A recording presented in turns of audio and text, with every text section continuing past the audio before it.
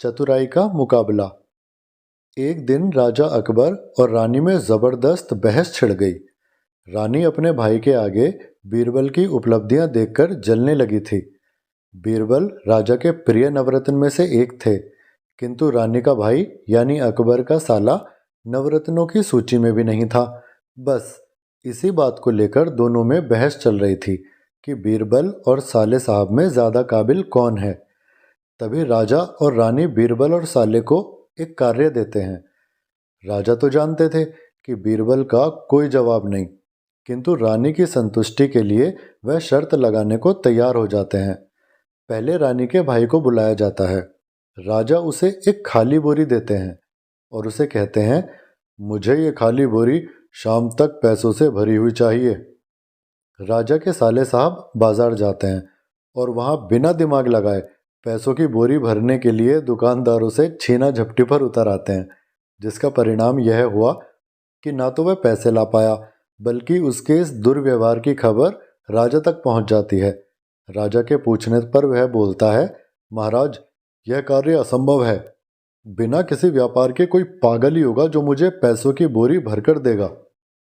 बिना छीना झपटी के मेरे पास कोई दूसरा विकल्प था ही नहीं।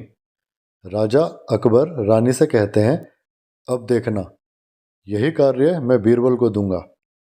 रानी को अपने भाई की दुर्दशा देखकर लगा नहीं कि बीरबल भी यह कार्य कर पाएगा। राजा ने बीरबल को बुलाया और खाली बोरी देकर कार्य सौंप दिया।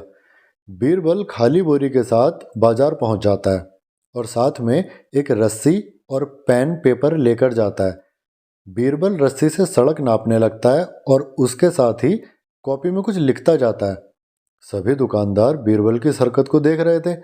वे बीरबल के पास जाते हैं और पूछते हैं कि आप ये क्या कर रहे हैं। बीरबल थोड़े कड़े स्वर में बोलता है, राजा का आदेश है कि यह सड़क चौड़ी करी जाए।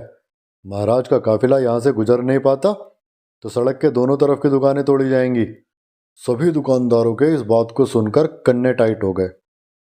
उन्हें अपनी दुकानों की फिक्र होने लगी, जो अच्छी खासी कमाई कर रही थी। उन्होंने बीरबल को कुछ ले देकर अपनी दुकानें बचाने के लिए मांडवाली करने को कहा। बस बीरबल को इसी मौके का इंतजार था। उसने एक एक दुकानदार से 50-50 हजार की रकम वसूली, जिसके परिणाम स्वरूप शाम तक पूरी बोरी पैसों से भर गई। बीरबल ने उसे राजा को सौंप दिया। रानी भी इस बात पर यकीन नहीं कर पाई, लेकिन इतना होने के बाद भी रानी को संतुष्टि नहीं हुई। उसने राजा से एक और कार्य देने के लिए कहा। राजा ने उसके लिए भी हाँ कर दी। पहले रानी के भाई को ही बुलाया गया। अब कार्य था बाजार से खाली मटकों को घी में भिगो कर लाना, वो भी बिना पैसे, फ्री फंड में। राजा के साले साहब मटके लेकर बाजार पहुंच जाते हैं।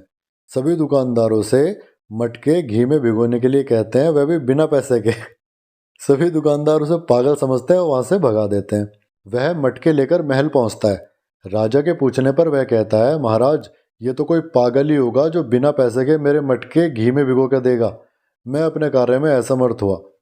फिर वही कार्य राजा बीरबल को देते हैं। बीरबल मटके लेके बाजार पहुंचता है। बिना घी का भाव पूछे घी खरीद लेता है। दुकानदार बीरबल के चारों मटके घी से भर देता है और फिर पैसों को बोलता है। बीरबल, कितने पैसे हुए भाई? दुकानदार अपना भाव बताता है।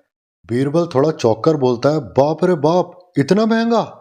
नहीं भैया नहीं, सही पैसे लगाओ यार, इसके आधे रेट में तो मुझे दूसरे वाले गांव में मिल रहा है। दुकानदार से थोड़ी बहस होती है तो बीरबल मटके खाली करने को बोलता है। दुकानदार की माथापच्ची तो हुई, 2-4 उल्टी सीधी भी बकी उसने, पर मटके खाली कर दिए। लेकिन मटके घी में भीग चुके थे। बीरबल ने महल पर जाकर राजा के सामने घी से भीगे हुए मटके रख दिए, जिसे देख के रानी और उनके भाई की आंखें खुली की खुली रह गई। रानी राजा अकबर से बोली, सच में बीरबल की बुद्धि के आगे सभी निरस्त हैं। दोस्तों, इस कहानी से हमें सीख मिलती है कि बुद्धि के बल पर किसी भी समस्या का समाधान किया जा सकता है।